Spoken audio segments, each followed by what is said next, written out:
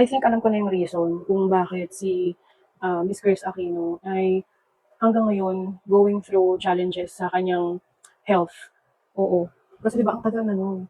And grabe ano ko siya, isa siya sa favorite ko na host ever since. Kaya parang nakaka-miss na hindi siya active ngayon na yung mga talk shows niya kasi nakakaaliw naman talaga siya. Napakataklesa. Pero alam mo yun, totoong-totoo. So, naisip ko, babalik pa kaya siya sa pag-host, ganyan. Tapos naisip ko, bakit hindi ko ano, ba't tinignan ko yung kung available ba online yung birth details niya. And to my surprise, available siya online. So nakalagay doon, kahit kayo i-research nyo, nakalagay doon na yung birth time niya, somehow parang inano niya, yung in-announce niya. Kasi nung sa Twitter ata yun or sa X, pinost niya nung nire-reminisce niya yung, or nire-remember, parang gano'n, yung death anniversary ata ng mami niya, si ex-president, Corazon Aquino. So, nakalagay doon, basta may sinabi siya doon, tapos sinabi niya na 11:42 PM yung kanyang time of birth. So, syempre, ang alam naman natin na February 14 siya, 1971. Tapos, Quezon City. So, chinek ko sa astrology and nung nalaman ko, grabe, ewan ko, disclaimer lang guys.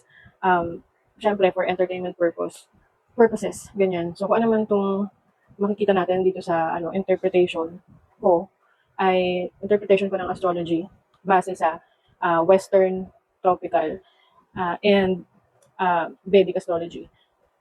Hindi pa yun malalim ha. As in, ito yung obvious na nakita ko. Kaya ganito katagal yung sakit na nararamdaman niya, yung talagang tinamaan siya sa kanyang health.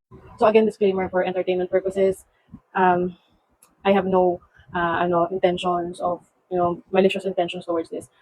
Gusto ko inalam ko lang talaga, and since yung information naman nasa public naman, so tingnan natin for us to understand astrology.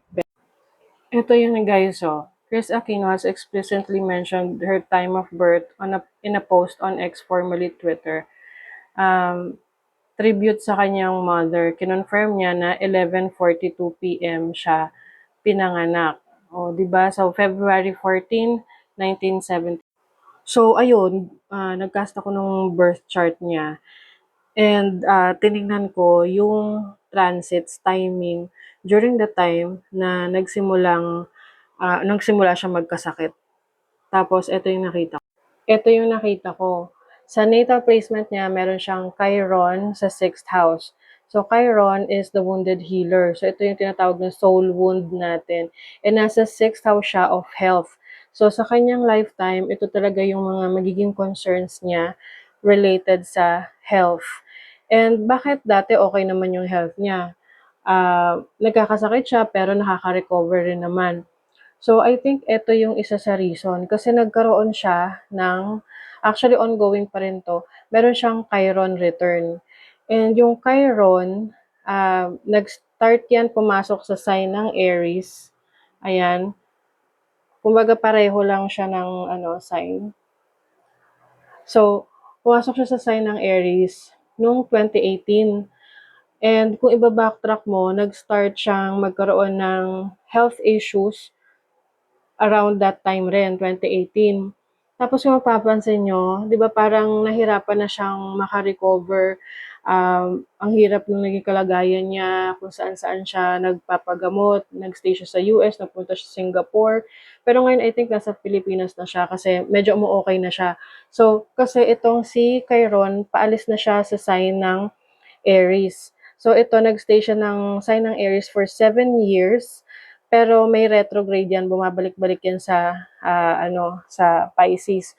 Pero ngayon nga, paalis na siya ng sign ng Aries sa 6th house niya.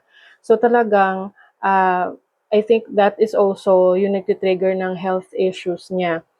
Ngayon, ang tanong, kapag ba umalis na si Chiron sa 6th house niya, is magiging okay na siya. Hopefully, okay?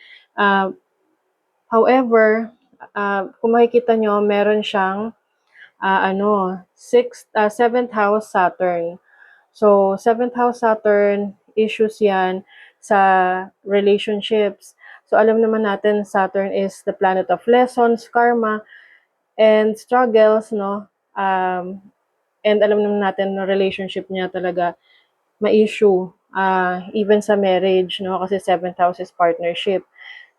So, since nasa 7th house niya yan, isa rin to sa pinag-aalala ko kasi si Saturn nasa Aries siya, 'di ba?